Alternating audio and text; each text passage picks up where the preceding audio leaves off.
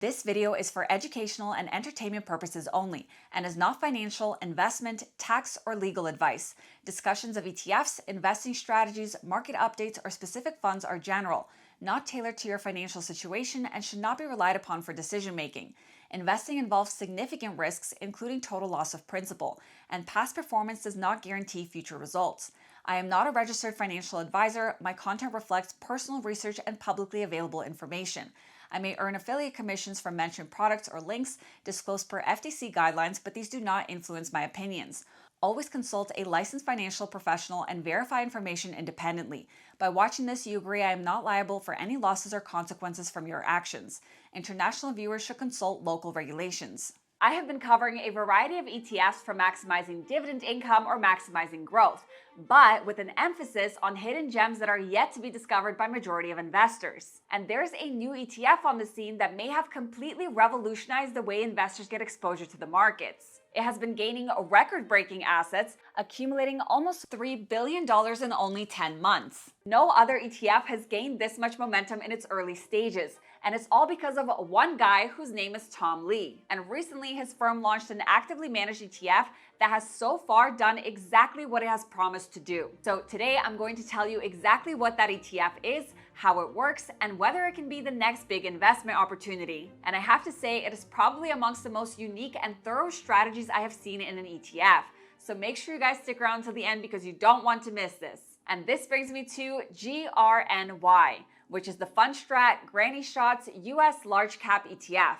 And yes, this is by far the weirdest name I've seen for an ETF. However, there's a reason behind it, and it all revolves around this strategy that I will talk about in just a second. Now, before we continue, I wanted to let you guys know that I just released a free dividend ETF cheat sheet that breaks down the 7 key metrics every smart investor should know, plus my #1 way to spot a dividend trap. You can grab your free cheat sheet by clicking the link in the description or comment section below.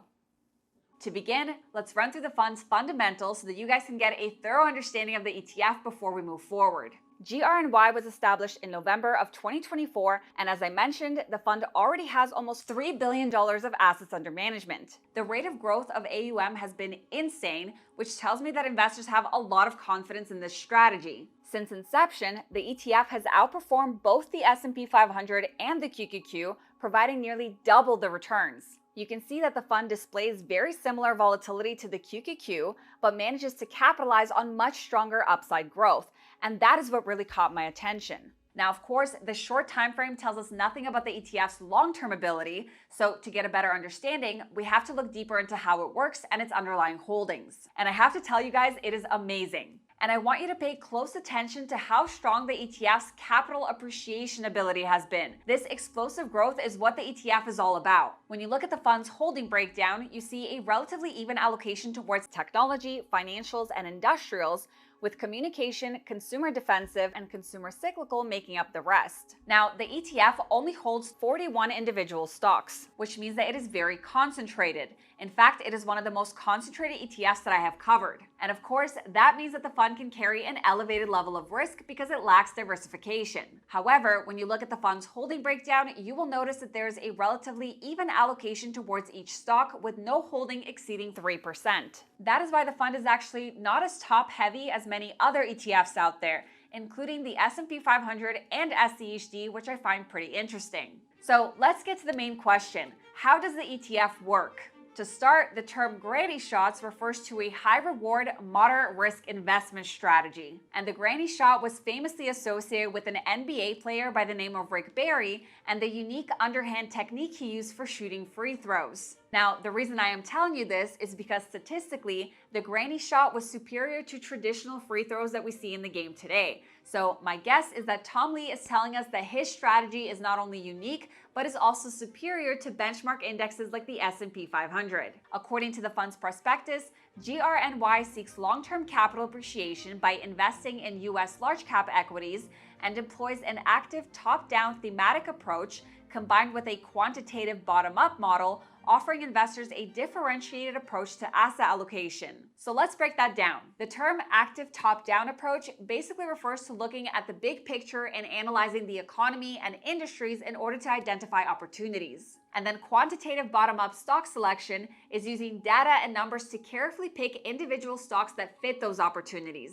So in other words, in order to create the ETF, the fund is analyzing overall market trends as well as doing individual stock analysis. And this is extremely unique. Now, these two charts right here give you a clear depiction of how the fund works, and we are going to go through it to try and get a better understanding. And if you guys want access to these amazing tools along with in-depth fund analysis, market insights, ETF breakdowns, and more, then I highly suggest to sign up with Seeking Alpha. You guys can use my link to get $30 off their annual premium plan. Or you can also bundle Seeking Alpha's premium plan with Alpha Picks and save over $150.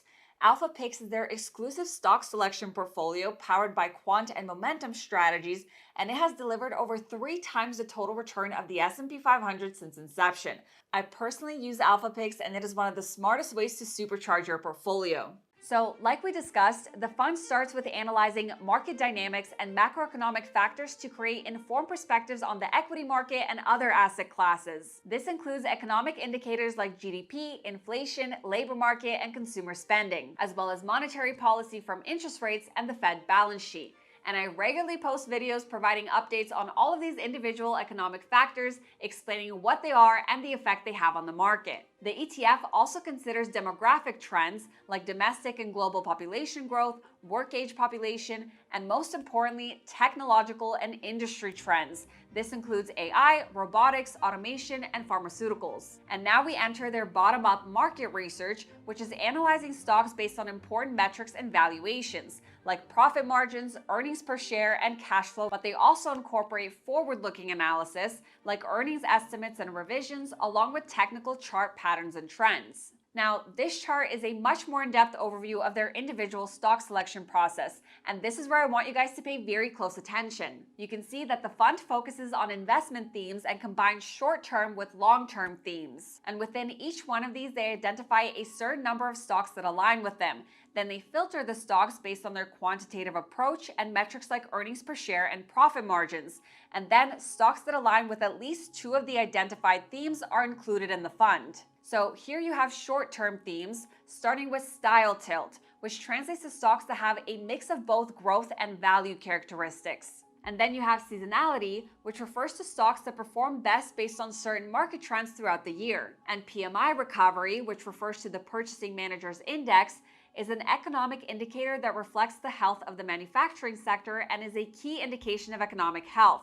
So the ETF focuses on stocks that benefit from economic recovery. And then long-term themes include energy, cybersecurity, and easing financial conditions, or in other words, low interest rates. So you can see that the fund identifies over 230 stocks within each one of these themes. And then they use the bottom-up quantitative approach by analyzing each individual stock that exhibits strong profit margins, EPS growth, strong cash flow, favorable valuations, and strong forward-looking metrics like earnings estimates to filter down the best stocks. And the third step is to pick those that align with at least 2 of the themes at the top. Now, I don't know how they determine the percentage allocation, but like I said, it is pretty evenly spread.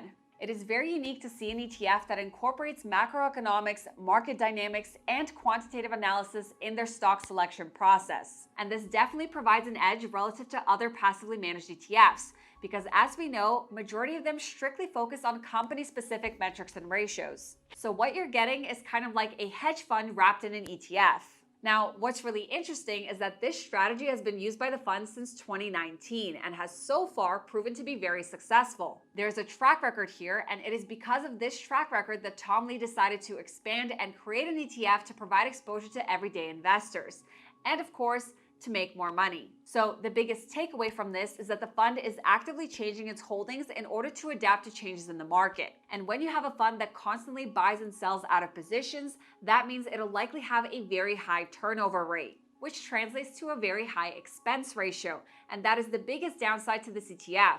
The fund has an expense ratio of 0.75%, which is very high, especially for a fund that provides no dividend and is not working with any option strategies. Usually, active ETFs that use options are the ones with higher than normal fees because there are transaction fees associated with buying or selling options. So the high expense ratio is likely a combination of a high turnover rate and Tom Lee's expertise and popularity. But aside from the high fee, there really isn't anything else that I can criticize about the ETF.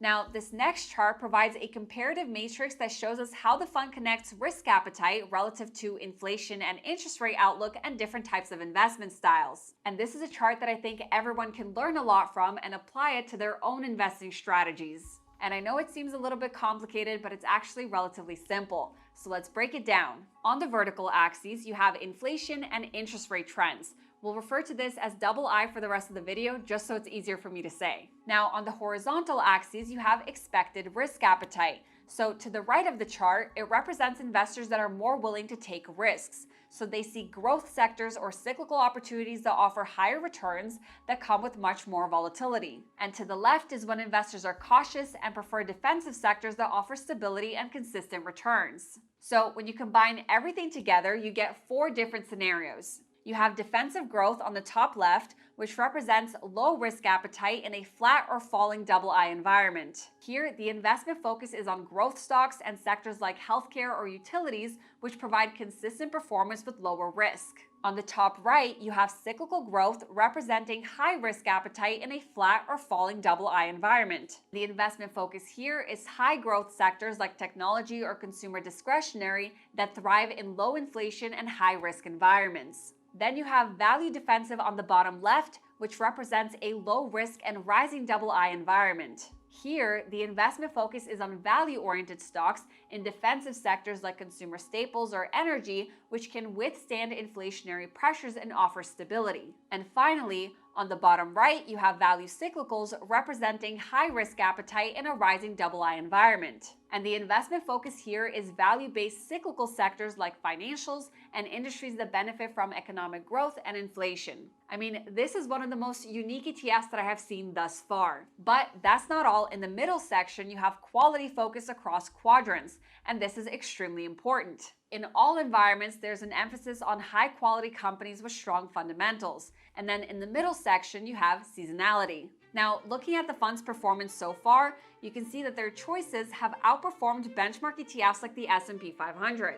But in my opinion, the fund will definitely carry elevated levels of volatility. When you look at the recent sell-off, GRNY did suffer more than the S&P 500, and that is strictly because of its higher concentration. So this ETF is definitely best suited for the growth portion of a portfolio. But for now, I am definitely keeping a very close eye on this ETF. I'm very curious to see how it will perform down the road, and I will be doing an updated review once we get a little bit more historical performance. And that is all for this one. If you haven't yet, make sure you subscribe to my channel and hit that thumbs up button for the YouTube algorithm. Thank you guys so much for watching, and I will see you in my next one. Bye!